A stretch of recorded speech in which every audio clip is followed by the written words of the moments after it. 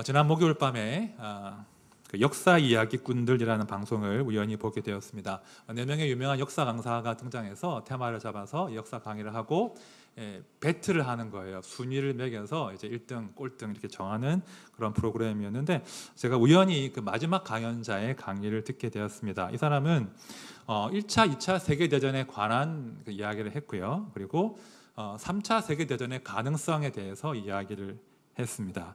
이런 결론을 내리더라고요. 불행하게도 인류는 역사로부터 아무것도 배우지 못한다. 이제 해겔을 인용하면서 불행하게도 역사를 공부하지만 배우는 것은 없다. 그래서 인류는 과거의 불행한 역사를 반복하곤 했다.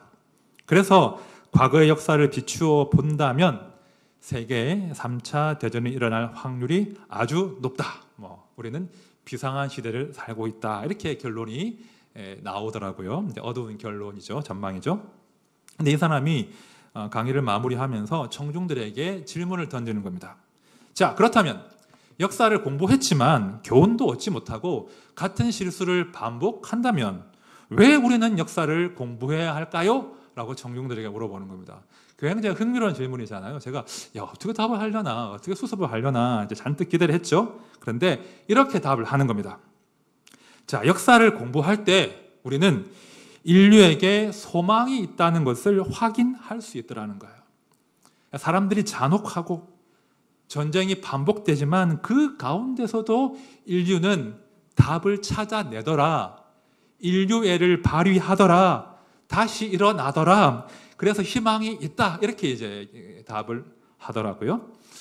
제가 답을 듣는데 옆에 우리 큰딸이 앉아 있었거든요. 물어봤습니다. 이 답이 마음에 드니? 그러니까 멍하게 고개를 끄덕거리더라고요. 어떠십니까? 저는 그 답이 무척 마음에 들지 않았습니다. 무척 마음에 들지 않았습니다. 한편으로는 맞죠. 반드시 답을 찾아내 왔었고 다시 일어날 거야. 역사는 이어질 거야. 한편으로는 맞아요. 하지만 그 과정에서 무고하게 희생당한 그 수많은 사람들, 그 사람들의 눈물과 고통과 죽음과 이별을 그래도 인류에게는 소망이 있어 이 한마디로 덮을 수가 있는 것인가? 그 무고한 희생을 어떻게 할 것인가? 그런 찜찜한 마음이 저는 들었습니다. 실제로 그렇죠? 죽음을 당하고 가족과 이별을 하고 아들을 군대에 보내고 가난과 질병과 전쟁으로 참혹하게 무너진 한 인격은요, 인류라는 단어로 포함될 수 없는 거예요. 막연한 인류가 아니에요. 구체적인 한 사람이에요. 누군가의 사랑받는 남편이고 아내이고 아들이고 딸이고 부모예요. 그 사람들의 희생을 어떻게 할 거냐 말이죠. 저는요, 예수 그리스도의 복음은 그와 같지 않다고 믿습니다. 예수의 복음은 막연하게 인류애를 이야기하거나 막연하게 그래도 소망이 있다라고 말하는 것이 아니에요. 예수의 복음은 물론 하나님의 나라라고 하는 커다란 대의를 추구하나 동시에 구체적으로 한 사람 한 사람의 실제 삶의 실존에 주목하신다는 겁니다. 자, 성육신하신 하나님은요, 왕궁에 거하시는 분이 아니에요. 왕궁에 머무시지 않고 백성들의 땀과 눈물이 얼룩진 그들의 일상 속으로 들어가신다는 겁니다. 제가 예수님이 좋은 이유는 우리 예수님이 목자이신데 목자이신 예수님에게 양 냄새가 나기 때문이에요. 그죠? 우리 예수님은 목자이시나 양과 더불어 함께 하시는 양 냄새가 많이 나는 목자라는 거죠. 자, 오늘 이제 본문 들어갈 텐데요. 본문은요, 그 가버나움이라는 그 작은 어촌 마을을 배경으로 하고 있습니다. 이 가버나움은 행정구역상 갈릴리에 속한 어촌입니다. 지도가 좀 작은데요. 제가 빨갛게 동그라미 친 부분이 잘 안 보이시죠? 갈릴리 호수 북쪽에 위치한 가버나움이라는 도시예요. 그죠? 예수님께서 이제 공생의 사역을 하실 때 이 가버나움에 이제 일종의 베이스 캠프를 차리고 사역을 하셨거든요. 이 갈릴리, 이 가버나움이라는 땅은요, 본래 비옥한 땅이에요. 왜 그럴까요? 옆에 호수가 있잖아요. 호수가 있고요. 이 호수로 이제 요단 계곡에 물이 흘러들 텐데 그 계곡 덕분에 비옥한 땅이 만들어지는 거예요. 그래서 이 가버나움은 살기 좋은 땅이었다고 해요. 문제는 땅은 좋은데 그 땅을 그 백성들을 아끼는 왕이 없었다는 거예요. 자, 이 당시는 그 분봉왕 헤롯이 갈릴리를 통치할 때였습니다. 누가 헤롯을 분봉왕으로 삼았을까요? 로마가, 그죠? 로마의 아우구스투스가, 옥타비안수가 이제 헤롯을 이제 분봉왕 삼았거든요. 그러니까 헤롯의 관심은 뭐겠습니까? 백성들의 복지, 백성들의 평안, 그게 아니에요. 어떻게 하면 로마의 황제와 원로원과 내가 좋게 지낼 거냐, 내 권력을 유지할 거냐. 그래서 백성들의 고혈을 짜서 세금을 막 걷어가지고 이제 로마에 바치는 그런 왕이었던 것이죠. 그래서 이 갈릴리, 이 가버나움의 농민들과 어부들은 무거운 세금 때문에 가난한 삶을 살 수밖에 없었다는 것입니다. 그래서 오늘 본문을 보시면 당시 백성들의 그 망가지고 황폐해진 실존을 상징적으로 보여주는 두 부류의 사람들이 등장해요. 자, 첫 번째는 누구냐면 병자들, 많은 병자들이 등장합니다. 두 번째는 귀신 들린 사람들이 등장해요. 자, 복음서를 보시면 이 병자들과 귀신 들린 사람들이 예수님께 막 몰려와요. 달리 표현하면 우리 예수님께서 그 병자들과 귀신 들린 자들의 그 삶 속으로 찾아 들어가셨다는 거예요. 여러분, 이거 굉장히 멋져 보이죠? 낭만적인 이야기일까요? 우리 주님 그렇지, 낮은 자리에 거하셨어. 결코 낭만적이지 않습니다, 여러분. 혹시 여러분 가운데 그 노숙자 사역을 해보신 분이 계십니까? 혹은 그 쪽방촌 사역 해보신 분 계십니까? 아마 거의 안 계실 겁니다. 쉽지 않은 사역이거든요. 저도 많이 해보진 않았고요. 이전에 이제 캠퍼스 사역할 때, 청년 사역할 때 이제 노숙자 사역을 해본 적이 있는데, 여러분 노숙자 사역, 뭐 바퍼, 굉장히 낭만적으로 보이죠. 멋있을 것 같죠. 전혀 그렇지 않습니다. 굉장히 힘든 사역이에요. 그 노숙인 사역과 쪽방촌 사역하시는 분들과 이야기를 해보면 그들의 어려움은 아주 실제적이고 아주 본능적이고 아주 감각적인 거예요. 가장 힘든 게 뭔지 아십니까? 힘든 것 중에 하나가 냄새예요, 냄새. 이거는 뭐 경험해 보신 분은 알 거예요. 그 냄새, 그 지저분한 그들의 환경이 너무나 이제 거리감을 느끼게 한다는 거예요. 그래서 그런 사역을 하기 위해서는 그 장애를 극복해야 돼요. 냄새를 이기고 그 더러운 환경을 넘어서 그들에게 다가가서 사역을 할 수 있다는 거죠. 마찬가지예요. 우리 주님께서 그 낮은 자와 함께 하신다는 것은 굉장히 실제적인 이야기예요. 그 지저분한 상황, 그 냄새와 더러움들을 극복해서 그들 속으로 우리 주님이 들어가셨다는 거예요. 헬무트 틸리케 목사님께서 현실과 믿음 사회라는 책에서 이 장면, 이 대목을 이렇게 설명하고 있습니다. 예수님의 주변에 이 모든 불행으로 고달픈 인생들이 모였다. 신기하게도 예수님은 비참한 사람들을 끌어모으시는 분이다. 예수님은 숨어있는 죄인들과 비참한 인생들을 자신에게로 자석처럼 끌어당기시는 분이시다. 우리 주님은요, 그런 비참한 인생들을 자석처럼 끌어당긴다라고 하시는 거예요. 놀라운 분이시죠. 다른 왕들과는 달라요.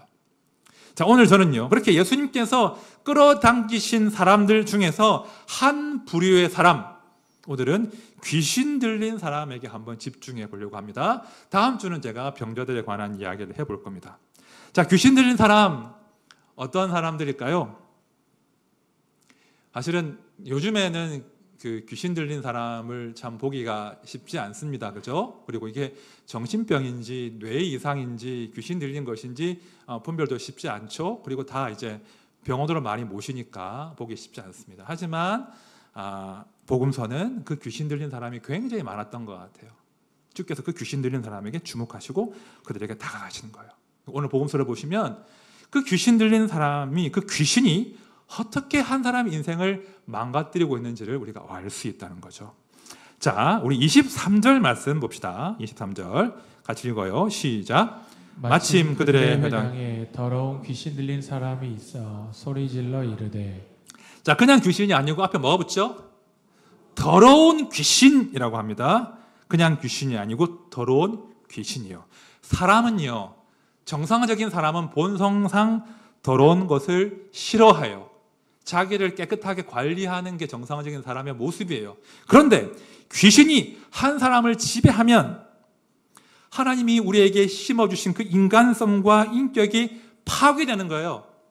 한마디로 그냥 몸과 마음이 다 더러워지는 거예요. 그러니까 본래 인격이 망가지니까 다른 사람과의 모든 관계가 깨어지겠죠? 그러니까 살아있지만, 겉모양은 사람이지만 실상은 죽은 것이나 다름이 없는 그런 상태가 되어버린 것입니다. 몸과 마음이 더러워지고 인격이 파괴되고 관계에서 철저하게 고립당하는 상태가 되는 겁니다. 귀신이 그렇게 한 사람을 파괴하는 거죠. 그런데요, 이 귀신 들린 사람이 있는데 예수님께서 회당에서 말씀을 강론하실 때 이 사람이 소란을 피우기 시작한다는 거예요. 자, 23절 하반절 이하를 제가 볼게요. 소리 질러 이르되, 귀신이 하는 말이에요. 나사렛 예수여, 우리가 당신과 무슨 상관이 있나이까? 우리를 멸하러 왔나이까? 나는 당신이 누구인 줄 아노니 하나님의 거룩한 자니이다. 귀신이 충격적인 이야기를 해요. 뭐라고 합니까? 내가 당신을 안다는 거예요. 놀랍지 않습니까? 바리새인과 서기관도 몰라보는데 귀신이 예수의 정체를 알아요. 예수가 하나님이 보내신 거룩한 자 메시아임을 안다는 거예요. 의미심장한 대목이에요.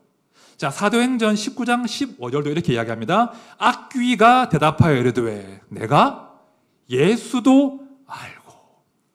귀신이, 악귀가 예수를 압니다. 자, 그러면 예수를 아는 귀신은 구원받습니까? 예수님 알잖아요. 구원받아야 되는 거 아니에요? 자, 귀신이 예수를 아는데 이 귀신이 하는 말을 한번 들어보시라는 거예요. 이렇게 얘기해요. 나사렛 예수여, 우리가 당신과 무슨 상관이 있나이까? 이게 무슨 말인가 하면 우리는 당신을 알지만 당신이 우리에게 간섭하는 것은 싫습니다. 이런 의미인 거예요. 이게 귀신이에요. 예수를 아는 것까지는 괜찮아요. 예수를 아는 것 허용해요. 하지만 어떻게 하든지 그 예수 그리스도와 상관없이 살도록 하는 것이 귀신의 사명이라는 거예요. 아, 예수를 아니? 괜찮아. 하지만 그 예수의 구원과 예수의 생명과 예수의 그 권능은 알지 못하도록 철저하게 압력하는 것이 귀신의 역할이에요.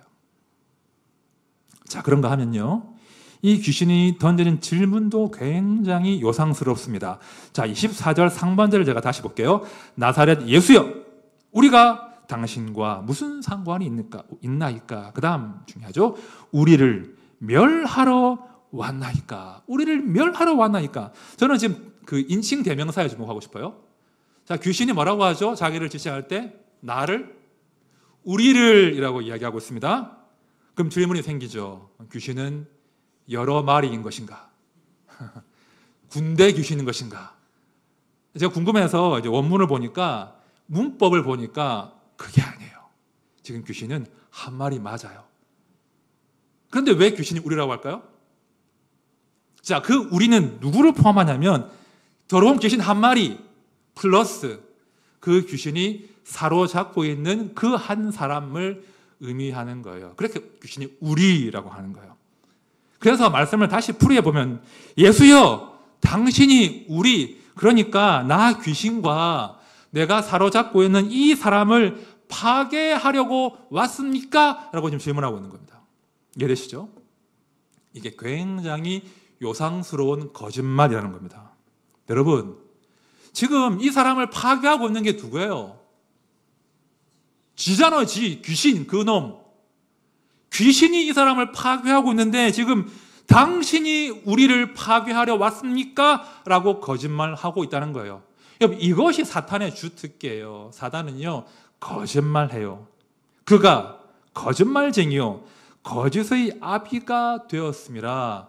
우리 주님이 귀신에게 하신 말씀이죠. 귀신을 향해서. 여러분, 사탄은요, 거짓말이 특기인데 그 거짓말로 예수님과 우리 사이를 갈라놓으려고 하는 거예요. 왜 거짓말을 하냐? 다른 거 아니에요. 우리와 하나님 사이, 우리와 사람 사이를 철저하게 갈라놓게 하려고 거짓말한다는 거예요. 창세기 3장에서 마귀가 사탄이 거짓말로 사람을 불행에 빠뜨렸잖아요. 마치 하나님이 뭐 좋은 걸 숨기고 있는 것처럼, 마치 선악과를 딱 먹어야 인생이 더 나아질 것처럼, 하나님을 떠나야 사람이 뭔가 될 것처럼 거짓말하고 속였죠. 그러니까 사실 역사의 모든 불행의 시작은 이 사단의 거짓말이었던 거예요. 자, 정리해보면, 자, 귀신은 우리를 더럽게 합니다.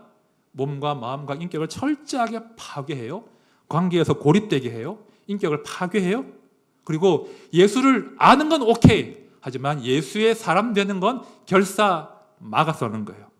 동시에 예수님과의 사이를 자꾸 이간질하는 거예요. 마치 내가 예수께 더 가까이 가면, 예수에게 붙들리면 큰일 날 것처럼, 그죠? 큰일 날 것처럼 그렇게 우리에게 거짓말로 속인다는 거예요. 지금 귀신이 그렇게 한 사람을 철저하게 지배하고 끝까지 지배하기 위해서 몸부림을 발악을 하는 겁니다. 자, 그때 우리 왕께서 그 귀신에게 명령하십니다. 자, 25절 말씀을 같이 볼 텐데요. 우리 마치 예수님께서 귀신에게 분노하시듯이 한번 이 말씀을 읽어봅시다. 시작. 예수께서 꾸짖어 이르시되 잠잠하고 그 사람에게서 나오라 하시니. 잠잠하라. 거짓말 그치라는 거예요. 거짓말 그치고 이제 그 사람을 놓아주어라. 그 사람에게서 나오라. 우리 주께서 거룩한 분노를 발하십니다. 여러분, 왜 주님께서 이 땅에 오셨습니까? 왜 주님께서 더럽고 냄새나고 추한 우리의 인생 가운데 찾아오신 것입니까? 그저 너 죽으면 지옥 아니고 천당 이거 하려고 오신 거예요? 물론 그것도 맞죠. 하지만 그게 전부가 아닌 거예요. 왜 예수께서 우리의 이 낮은 자리요, 이 더러운 자리에 주께서 오셨는가? 교묘한 거짓말로 우리를 망가뜨리고 있는 그 모든 영적인 세력들을 꾸짖고 그들의 실체를 드러내고 그것들을 멸하시고 우리를 자유롭게 하시기 위해서 이 땅에 오신 것입니다.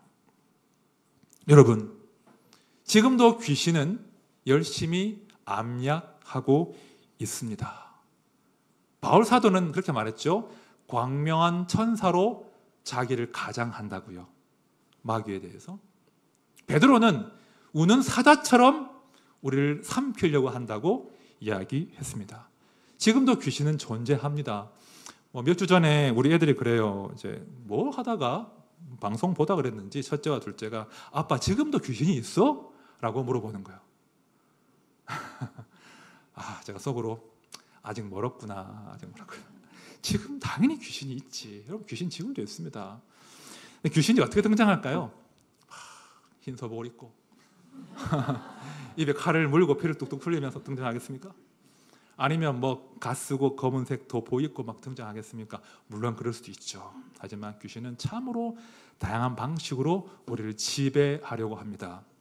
에베소서에 보면 세상 어둠을 지배하는 영으로 귀신을 설명하거든요. 공중의 권세 잡은 자, 그죠? 우리를 지배하려고 하는 모든 세력을 마귀라고 이제 바울 사도가 이야기하고 있는데요. 귀신은요 참 다양한 모습으로 우리를 지배하려고 합니다. 가끔 그런 말 여러분 쓰지 않습니까? 너 무슨 귀신 들렸나 보다. 어떻게 게으를 수 있니? 게으름 귀신이 들렸나 보다. 너 어떻게 이렇게 돈을 많이 쓰고 펑펑 그냥 홈쇼핑 맨날 하고 다니고 그러냐? 돈 쓰는 귀신이 잡혔나 보다. 제가요 분립 첫 주를 앞두고 엄청 불안할 거 아니에요. 잠을 거의 못 잤어요. 분립 첫 주일 우리 2022년 4월 17일 날 잠을 거의 못 자고 뒤척거리고 설교하고 그랬거든요. 나중에 우리 와이프가 저한테 그래요. 그때 당신이 마귀한테 지금 마귀가 들려서 그때 그랬다고 불안했다고 막 그렇게 이야기를 했어요. 제가 깜짝 놀랐어요. 세상에 신랑 보고 마귀한테 잡혀가지고 그랬다고. 잠깐 기분 나빴는데 맞구나. 여러분, 우리가요 우리를 지배하려 드는 그 실체에 대해서 인정해야 돼요. 실로 예수 그리스도가 아니라 많은 공중의 권세 잡은 것들이, 악한 세력들이 우리를 지배하려고 하잖아요. 분노와 증오가 우리를 지배하려고 하잖아요. 요즘 분노 범죄가 엄청 증가하고 있습니다. 분노와 증오 때문에 굉장히 가정과 사회가 많이 망가지고 있습니다. 정체를 알 수 없는 불안과 염려가 우리를 지배하려고 하죠. 그런가 하면 거짓말과 위선도 우리를 지배하려고 합니다. 그죠? 사단의 특기니까. 그 거짓말과 위선 위에서 얼마나 많은 분들이 수렁에 빠져 있는지 몰라요. 제가 강조하지만 자기 애와 자기 연민도 굉장히 강력한 영적인 세력 중에 하나예요. 나를 사랑하지만 결국은 나를 무너지게 하고 모든 관계가 다 끊어지게 해요.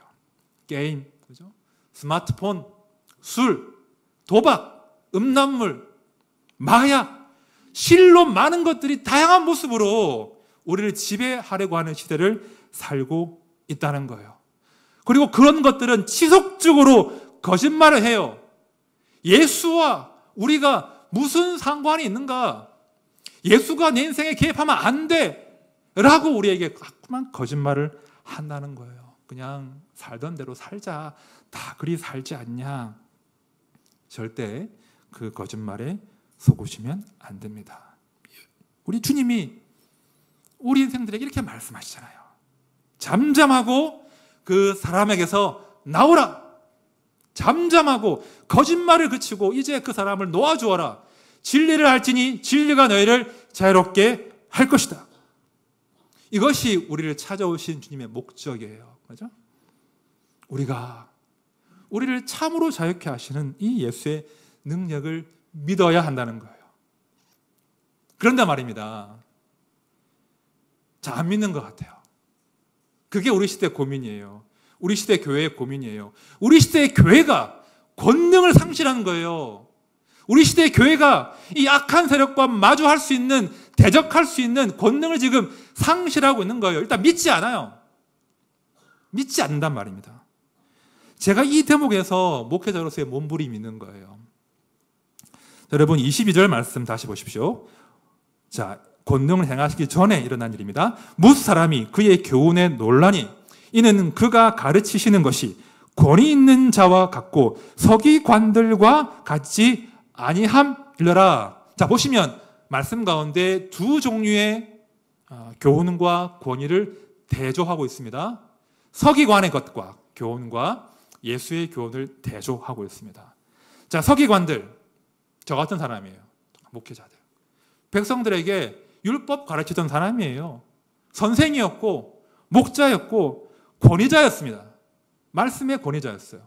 그러나 그들이 매번 말씀을 강론하던 그 회당에 귀신 들린 자가 앉아 있었어요. 그것이 오늘날 교회의 비극이라는 거예요.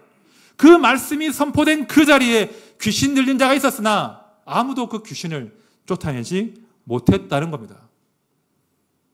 저는 이 대목이 목회자로서 저의 몸부림이죠. 서기관들은요, 율법을 열심히 가르쳤어요. 이건 해야 되고, 이건 하면 되지 않고, 이게 의무고, 이건 금기 사항이고, 열심히 율법을 가르치고, 백성들에게 율법의 짐을 지우고, 하나님을 두렵게 하고, 그래서 그것을 자신의 권위로 삼은 사람들이 서기관들이에요. 그들이 전한 하나님은요, 멀리 계셨어요. 너무 꼬장꼬장했어요. 백성들의 눈물과 고통에는 별로 관심이 없고 마치 재판관 같은 그런 분이었다는 거예요. 불행하게도 서기관들은 율법과 하나님을 박제시킨 거예요. 지금 여기서 하나님 말씀하시고 우리 인생에 개입하시고 그 말씀이 역사하시면 우리가 새로워질 수 있다. 그 능력을 그들은 믿지 않았던 거예요. 말씀을 박제시켰습니다. 그러나 우리 주께서 그들이 박제시킨 그 하나님의 말씀의 권위를 이제 우리 앞에 보여주신 것입니다. 그렇지 않아. 하나님의 말씀은 지금 여기서 역사하시고 한 사람 인생을 바꾸어낼 수 있고 그가 새 출발할 수 있고 그가 자유로워질 수 있고 그가 하나님의 사람으로 능히 살도록 하신다. 예수께서 그 말씀의 역동과 권위를 지금 보여주신 것입니다. 그래서 하나님과 상관없는 자가 아니라 상관 있는 자로 주께서 살게 하신다는 거예요. 말씀을 들어보십시오. 하나님의 말씀은 살아있고 힘이 있어서 어떤 양날 칼보다도 더 날카롭습니다. 그래서 사람 속을 꿰뚫어 혼과 영을 갈라내고 관절과 골수를 갈라놓기까지 하며 마음에 품은 생각과 의도를 밝혀냅니다. 예수의 말씀이, 그 말씀의 능력이 우리한테 역동할 때 비로소 우리는 거짓과 귀신을 작별하고 예수의 사람으로 빚어지는 것입니다. 이 말씀 정리합니다. 여러분, 예수를 아는 것으로 충분하지 않아요. 귀신도 예수를 압니다. 우리는 이제 예수와 상관 있는 자로 사셔야 돼요. 자, 그러기 위해서는 예수 그리스도를, 그분의 말씀을 더욱 갈망하셔야 됩니다. 예수께서 그분의 말씀이 내 인생을 지배하시기를, 내 삶에 개입하시기를 믿으셔야 됩니다. 그 능력이 있음을 믿으셔야 돼요.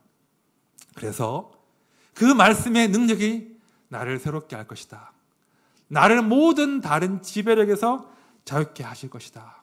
우리를 예수의 사람으로 빚어가실 것이다. 그 믿음으로 더욱 예수를 갈망하고 말씀을 사모하는 우리의 삶이 되시기를 진심으로 축원드립니다. 이제 함께 찬양을 할 텐데요. 이 찬양은 시편 139편을 가지고 만든 찬양입니다. 제가 말씀 읽어드릴게요. 내가 주의 신을 떠나 어디로 가며 주의 앞에서 어디로 피하리이까. 내가 하늘에 올라갈지라도 거기 계시며 수월에 내 자리를 펼지라도 거기 계시나이다. 내가 새벽 날개를 치며 바다 끝에 가서 거할지라도 곧 거기서도 주의 손이 나를 인도하시며 주의 오른손이 나를 붙드시리이다. 제가 이번 한 주에 이 말씀을 묵상을 좀 많이 했었습니다. 우리는 끊임없이 예수를 피해서 도망 다니려고 합니다. 하지만 우리 주님은 끊임없이 우리를 추격하시고 우리를 당신에게 끌어당기십니다. 우리가 기억할 것은 우리가 예수에 붙들릴 때, 예수에 붙들린 사람이 될 때 진실로 자유하다는 거예요. 다른 모든 지배력으로부터 자유해지고요. 오직 예수에게 붙들린 삶을 살 때 진정 우리는 하나님의 형상으로 아름다운 삶을 살아내는 것입니다. 우리 함께 찬양할 때 주님, 제가 이제 주님 피하지 않고 주님께 붙들리고 싶습니다. 저의 허물과 거짓과 유산과 저를 망가지게 하는 모든 것들로부터 저를 자유케 해주십시오. 우리 함께 찬양합시다.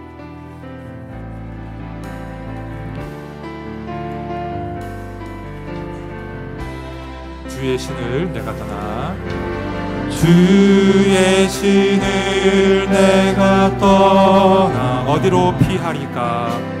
어디로 피하리까? 주는 모든 것 아시오니, 주는 모든 것 아시오니. 어디로 다니리까? 어디로 다니리까? 내가 새벽 날개치며, 내가 새벽 날개치며 저 바다 끝에 거해도, 저 바다 끝에 거해도 어둠도 숨기지 못하리라. 어둠도 숨기지 못하리라. 주님의 손이 날 인도해. 한 번 더 합시다. 주의 신을 내가 떠나 어디로 피하리까? 주는 모든 것 아시오니 어디로 다니리까? 내가 새벽 날개치며, 내가 새벽 날개치며 저 바다 끝에 거해도 어둠도 숨기지 못하리라. 주님의 손이 날 인도해.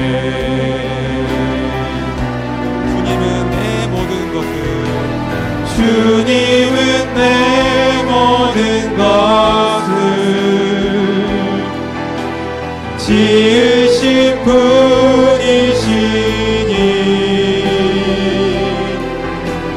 주님의 위대하심을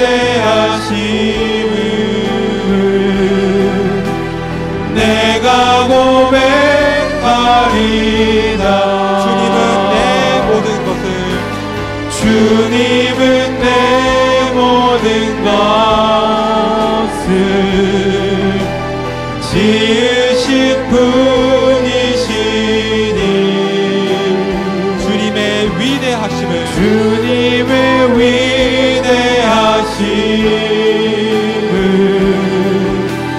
내가 고백하리다.